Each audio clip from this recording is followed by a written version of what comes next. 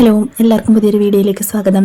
ഇന്ന് വളരെയധികം പ്രശസ്തമായ ഒരു അമ്പലത്തിലേക്ക് പോകാനുള്ള ഒരുക്കത്തിലാണ്. എല്ലാവർക്കും അറിയാവുന്ന കേരളത്തിലെ ഒരേ ഒരു ചിലന്തി ക്ഷേത്രം, അതാണ് നമ്മുടെ കൊടുമണ്ണുള്ള ചിലന്തി അമ്പലം. ഇവിടെ ഉണ്ടല്ലോ, ദുർഗാ സങ്കല്പത്തിലാണ് ചിലന്തിയെ ആരാധിച്ചു വരുന്നത്. നമ്മുടെ ഏഴംകുളം കൈപ്പട്ടൂർ റോഡിൽ കൊടുമൺ ജംഗ്ഷൻ ഉണ്ട്. അവിടെ നിന്നും 1.5 കിലോമീറ്റർ ആണ് ഇവിടേക്കുള്ള ദൂരം. നമ്മൾ കൊടുമൺ ജംഗ്ഷൻ ഇറങ്ങിയിട്ട് ഒരു 50 രൂപ ഓട്ടോയ്ക്ക് കൊടുത്താൽ നമ്മൾ ഇവിടെ കൊണ്ടിറക്കും അവർ.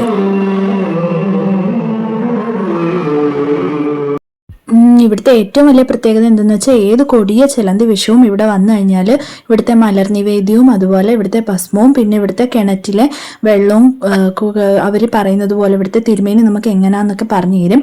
ആ വിധത്തിൽ നമ്മൾ ചെയ്തു കഴിഞ്ഞാൽ നമ്മുടെ എല്ലാ അസുഖങ്ങളും, ചിലന്തി വിഷം കൊണ്ടേക്കുന്ന എല്ലാ അസുഖങ്ങളും നമുക്ക് മാറുമെന്നാണ് ഇവിടുത്തെ അനുഭവം. ഒരുപാട് പേര് ഈ അമ്പലം കേട്ടറിഞ്ഞു വരുന്നവരുണ്ട്. അതുപോലെ ഞങ്ങൾ അവിടെ നിന്നപ്പോഴും ഒരു കുട്ടിക്ക് ഇതുപോലെ ചിലന്തി വിഷമേറ്റ കുട്ടിയെ അവിടെ കൊണ്ടുവന്നിട്ട് തിരുമേനി ഓരോന്ന് പറഞ്ഞു കൊടുക്കുന്നതും കണ്ടതാണേ. ഈ അമ്പലത്തിന്റെ തൊട്ടടുത്ത് തന്നെ കുറച്ചങ്ങോട്ട് പോകുമ്പം ശ്രീ വൈകുണ്ഠപുരം എന്ന് പറയുന്ന ഒരു അമ്പലം കൂടിയുണ്ട്. ഇവിടെ കയറി അവിടെയും കൂടെ തൊഴുതിട്ട് വേണം പോകാനെന്നാണ്. രാവിലെ ആണെങ്കിൽ രാവിലെ 5:30 മുതൽ 10:30 വരെ ഉണ്ട് ഈ അമ്പലം. നമുക്ക് രാവിലെ വന്നു കഴിഞ്ഞാൽ വലിയ വെയിലൊന്നും കൊള്ളാതെ കുറച്ച് സമയമെടുത്ത് നമുക്ക് അമ്പലത്തിലൊക്കെ നിന്ന് വഴിപാടൊക്കെ കഴിച്ചിട്ട് പോകാനായിട്ട് പറ്റും.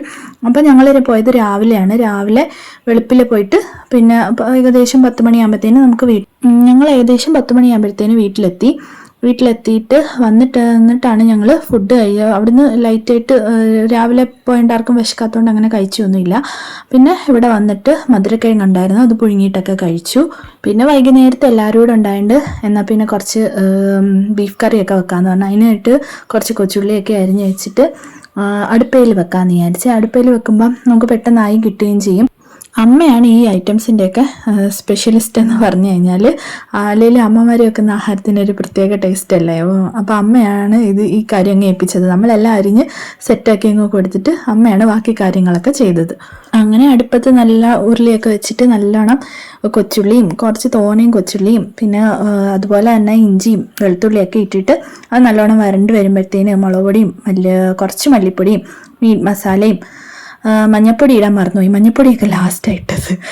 അങ്ങനെ ഇട്ട് കഴിഞ്ഞിട്ട് അത് നല്ല പരിവാകുമ്പോൾ വെള്ളം ഒഴിച്ചിട്ട് അതിനകത്തോട്ട് നമ്മുടെ ബീഫൊക്കെ ഇട്ട് സെറ്റാക്കി അങ്ങനെ കറിയൊക്കെ ആക്കി. അമ്മ ഇങ്ങനെ കറി വെക്കുമ്പോൾ അമ്മ ഇങ്ങനെ ഇല വെച്ച് അടച്ചു വെക്കുന്നത്, പാത്രം വെച്ച് അങ്ങനെ അടച്ചു വെക്കത്തില്ല. അങ്ങനെ ഇലയൊക്കെ വെച്ച് ഈ ഇലയെ വാടിക്കഴിയുമ്പോൾ പിന്നെ അമ്മ അടുത്ത ഇലയും കൂടി എടുത്ത് അതിൻ്റെ മണ്ടയ്ക്ക് വെക്കും. അങ്ങനെ അതൊക്കെ നല്ല പരുവത്തിലായി വന്നിട്ടുണ്ട്. അങ്ങനെ പിന്നെ നമ്മുടെ ഇപ്പോഴൊക്കെയെന്ന് വെച്ചാൽ ഈ സമയം നമ്മുടെ ഉത്സവത്തിൻ്റെയൊക്കെ സമയമില്ലേ, ഇവിടെയൊക്കെ നല്ലോണം ഉത്സവത്തിൻ്റെ സീസണാണ് ഓരോ അമ്പലത്തിൽ. അപ്പം നമ്മുടെ വരാഹി ഭജൻസിൻ്റെ പാട്ടൊക്കെ ഉണ്ടായിരുന്നു. അങ്ങനെ പിന്നെ വൈകുന്നേരം അവിടെയൊക്കെ പോയി.